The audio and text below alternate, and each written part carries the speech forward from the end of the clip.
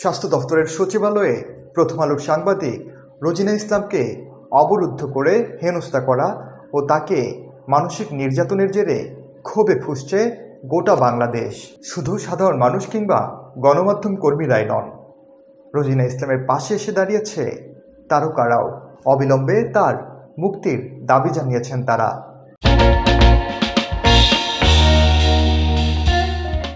ভারত ও বাংলাদেশের জনপ্রিয় অভিনেত্রী জয়া আহসান ফেসবুকে তার স্ট্যাটাসে বলেন, রোজিনা সাংবাদিকতার দায়িত্ব পালন করতে গিয়েছিলেন, শীত কাটতে নয়। দেখতে পেলেন হেনস্থার শিকার হয়ে তিনি মাটিতে পড়ে যাচ্ছেন। এই আমাদের আচরণ, এই আমাদের সভ্যতা। রোজিনার গলার উপর চেপে বসা আঙ্গুলগুলো গভীর অর্থময় এক প্রতীকের মতো লাগছে। মনে হচ্ছে আঙ্গুলগুলো কোনো ব্যক্তির গলায় নয়, বরং বাংলাদেশের বাক স্বাধীনতার কণ্ঠনালীতে চেপে বসেছে। স্বাধীনতার সুবর্ণ জয়ন্তীতেই এমন অশুভ একটি ঘটনা আমাদের দেখতে হলো। রোজিনাকে তার পরিবারের কাছে দ্রুত ফিরিয়ে দেওয়ার দাবি জানান জয়া আহসান। অভিনেতা চঞ্চল চৌধুরী লিখেন, করোনার কারণে আমরা যে মুখোশ পরা শুরু করেছি সেই অভ্যাসটা থাকুক, কিন্তু আসুন আসল মুখোশটা খুলে অন্যায়ের বিরুদ্ধে দাঁড়ায়। দৃপ্ত কণ্ঠে আওয়াজ তুলি, রোজিনা ইসলামের মুক্তি চায়। এতে চঞ্চলের মাস্ক পরা ও রোজিনা ইসলামের একটি ছবি পোস্ট করেন চঞ্চল চৌধুরী। সরব হয়েছেন গুণী নির্মাতা মুস্তফা সরওয়ার ফারুকীও। তিনি বলেন, কালকের ঘটনাটার মাঝে এক ধরনের মাস্তানির ভাব আছে। সাংবাদিক সমাজের উচিত এই বাড়াবাড়ি বা মাস্তানির ঘটনায় যারা জড়িত তাদের সবার বিচার নিশ্চিত করতে সোচ্চার থাকা এবং রুটিন করে আগামী 1 মাস স্বাস্থ্য মন্ত্রণালয়ের সব পর্যায়ের দুর্নীতি নিয়ে আরও বেশি বেশি রিপোর্ট করা। যা তারা থামাতে চেয়েছে তাকেই আরও জ্বালিয়ে দেওয়াই হবে আসল উত্তর।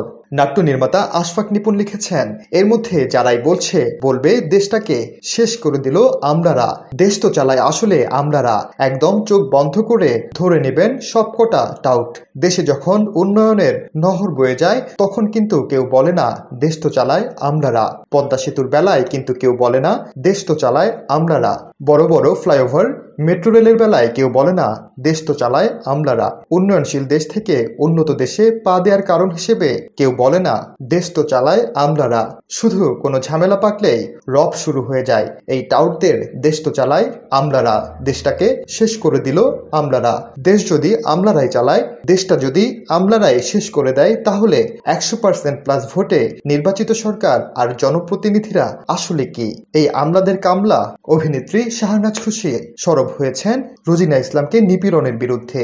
তিনি বলেন, সরকারের চেয়েও কি শক্তিশালী তারা? অসুস্থ লাগছে ভাবতে। অরাজকতার একটা সীমা থাকা দরকার। রোজিনা আপা, আমরা লজ্জিত, দুঃখিত। প্রতিবাদ জানাই, তার নিঃশর্ত মুক্তি চাই এবং সঠিক তদন্ত সহ বিচারের জোর দাবি জানায়। কণ্ঠশিল্পী কুনাল বলেন, আমার মা বলেছে রোজিনাদের কলম কোনোদিন থামবে না, জয় বাংলা।